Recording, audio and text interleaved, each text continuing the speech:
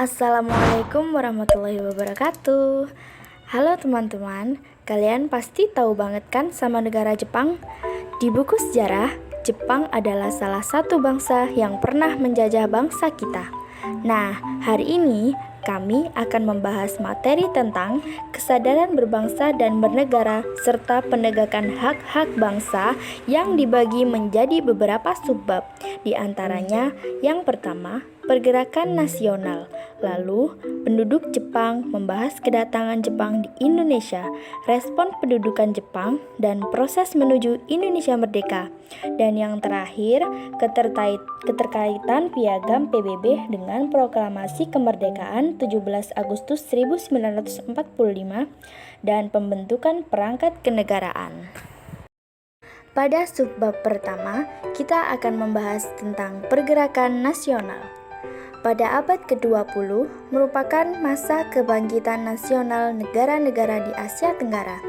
Kata nasionalisme dalam sejarah pergerakan di Indonesia selalu dibatasi oleh hal-hal tertentu seperti nasionalisme Jawa, nasionalisme Hindia, kemudian nasionalisme Indonesia. Pergerakan nasional muncul karena didorong oleh faktor internal dan eksternal yang dilandasi oleh sejumlah aspek, yaitu aspek ekonomi, sosial, budaya, dan politik.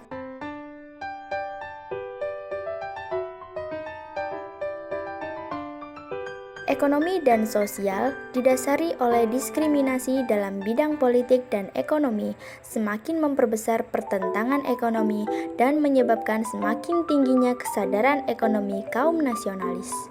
Yang kedua, kebudayaan dan politik didasari oleh pergerakan nasionalisme yang masih sempit dan bersifat kedaerahan.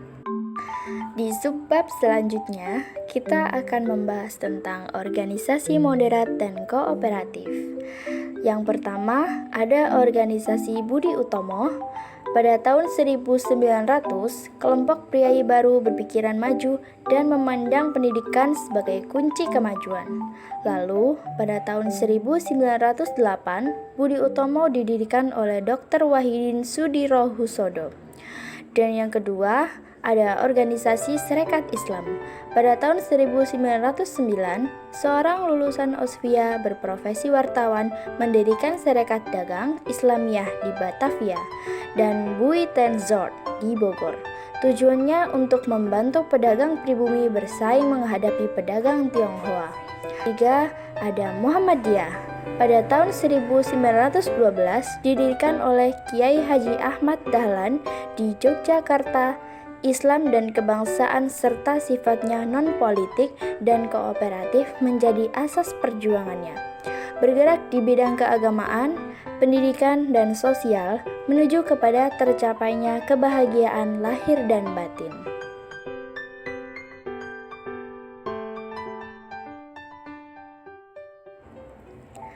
Nah, kita sudah sampai di subbab yang terakhir, yaitu Proklamasi Kemerdekaan Indonesia. Sejarah PBB atau Perserikatan Bangsa-Bangsa. PBB atau Perserikatan Bangsa-Bangsa adalah organisasi internasional yang didirikan pada tanggal 24 Oktober tahun 1945. Tujuan dibentuk PBB antara lain adalah untuk mendorong kerjasama internasional antar negara anggota PBB. Pembentukan PBB beserta asas dan tujuannya diatur dalam Piagam PBB atau UN Charter. Piagam PBB adalah sebuah konstitusi PBB yang ditandatangani di San Francisco pada tanggal 26 Juni tahun 1945. Piagam PBB disetujui oleh 50 negara anggota asli PBB. Peristiwa Proklamasi Kemerdekaan Indonesia pada 17 Agustus 1945 adalah sebuah peristiwa yang menegaskan eksistensi Indonesia sebagai sebuah negara yang maju. Lalu, pembentukan perangkat kenegaraan. A. Pembentukan Kabinet dan Komite Nasional Indonesia Pusat.